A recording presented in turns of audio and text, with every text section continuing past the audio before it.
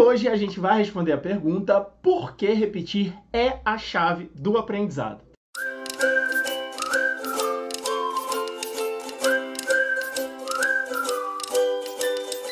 E sem mais delongas, eu queria fazer uma pergunta. Como você aprende?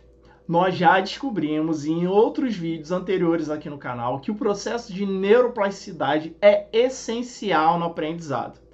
Eu vou deixar esse vídeo aqui em cima para que você possa acessar caso você queira. Mas o que acontece no nosso cérebro quando a gente assiste uma aula ou, por exemplo, quando a gente testa os nossos conhecimentos? Você já deve ter percebido que a criação de novos neurônios não é a única opção para que a gente possa ter novos aprendizados. Caso contrário, desde a nossa infância até o fatídico dia da nossa morte, a gente teria a cabeça cada vez maior para ocupar essa quantidade maior de neurônios.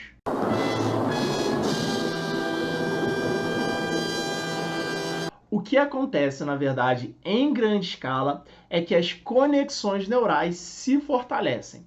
A esse processo de fortalecimento das conexões neurais, a gente dá o nome de potencialização de longa duração. É um nome bem difícil, mas na verdade é muito simples de entender. Ele é um exemplo de plasticidade sináptica, que nada mais é do que a capacidade das sinapses de mudar de força. Vamos pensar nesse processo um pouquinho mais de perto. Os neurônios fazem comunicação com outros neurônios através de sinais eletroquímicos, que nada mais é do que a combinação de sinais elétricos e também de produtos químicos. A comunicação entre um neurônio e outro não se dá de uma forma muito direta. Existe uma área de junção entre um neurônio e o outro que a gente chama de sinapse.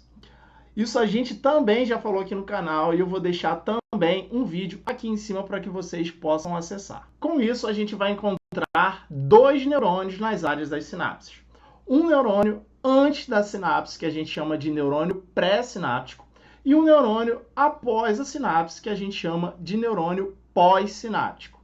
O que acontece é que quando o neurônio pré-sináptico é estimulado, ele libera neurotransmissores, substâncias químicas, dentro da área dessa sinapse, que chegam até o neurônio pós-sináptico, se acoplando em uma espécie de receptor. É como se fosse uma chave e uma fechadura, sendo a chave o neurotransmissor e a fechadura a gente teria como um receptor.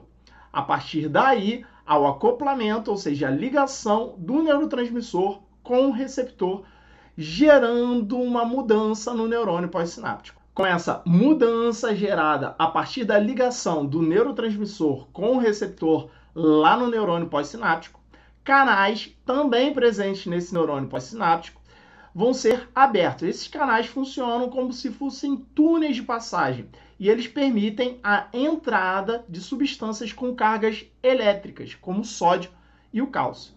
A partir do momento que essas cargas entram no neurônio pós-sináptico, há uma mudança na carga elétrica da parte de fora do neurônio e da parte de dentro.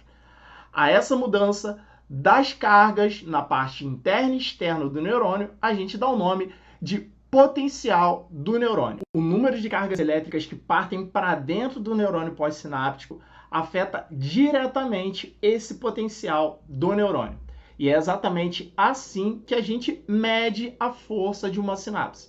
Quanto maior a mudança do potencial do neurônio, maior vai ser a força da sinapse.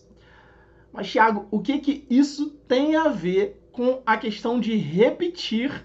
E mais ainda, o que isso tem a ver com a questão do aprendizado, que é o tema desse vídeo? Não sei. Antes de responder essa questão, eu gostaria de repetir algo que eu tenho falado ao longo de todos esses nossos vídeos aqui no Desneurando. Se você está curtindo o Desneurando, se você adora essa maneira suave, mais leve de entender a neurociência, já deixa o like, compartilha esse vídeo, se inscreve e aciona o sininho da notificação para que quando novos vídeos pularem aqui no canal, você seja avisado. Dito isso, vamos entender como a repetição atua no aprendizado. Bem, o que acontece é que com muita repetição, com muito estímulo de repetição, aquele neurônio pré-sináptico sobre um mesmo estímulo acaba gerando um maior potencial pós-sináptico. Em outras palavras, o que acontece é que aquele neurônio pré-sináptico, que é estimulado por várias vezes, repetidas vezes, seja através da recapitulação de uma aula, seja através da resolução de questões sobre o mesmo assunto, ou a repetição de uma tarefa que se deseja para aprender uma habilidade, ele tem uma melhora dos envios dos sinais que chegam até o neurônio pós-sináptico. Essa melhora desses sinais acaba melhorando a capacidade de abertura dos canais daquelas cargas negativas e positivas, ou seja, aquelas cargas elétricas que eu pontuei para vocês. O que se tem é que esse aumento dessas cargas elétricas que chegam até o neurônio pós-sináptico refletem no aumento da força das sinapses. Quando essa força das sinapses se estende através de minutos a meses, a gente chama de potencial de longa duração. Nesse caso, é assim que a ciência acredita que a gente aprende.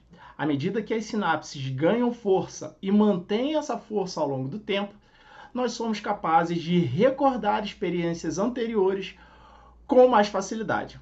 Ou seja, temos uma memória de longo prazo. Em termos práticos, a gente pode dizer que existem alguns pontos importantes a serem relevados quando a gente fala sobre essa questão. O primeiro, fica claro que se você quer aprender alguma coisa, é extremamente importante que você repita esse processo inúmeras vezes. Um segundo ponto na área da educação é que se você é estudante e você assiste uma aula ou lê um conteúdo e nunca mais toca naquilo, provavelmente em alguns dias ou até mesmo em horas você vai ter esquecido de tudo aquilo que foi passado para você. Então, fortaleçam as informações que foram passadas a vocês se vocês quiserem armazenar um conteúdo por um longo tempo. Sejam eles através de novas leituras do conteúdo, de resoluções de questões, de elaborações de resumos, de ouvir aquela aula novamente, ou até mesmo de você ensinar para outras pessoas como aquele conteúdo foi passado e o que você aprendeu em relação a ele. Pessoal, como diz um ditado árabe, a repetição deixa marcas até em pedras. Me superei nessa, hein? Fantástico, não foi? Estou de parabéns. Então, não deixe de utilizar a neuroplasticidade ao seu favor. Eu sou Thiago Coelho e por que a repetição é a chave do aprendizado? A neurociência explica. Um abraço, até mais. Fui.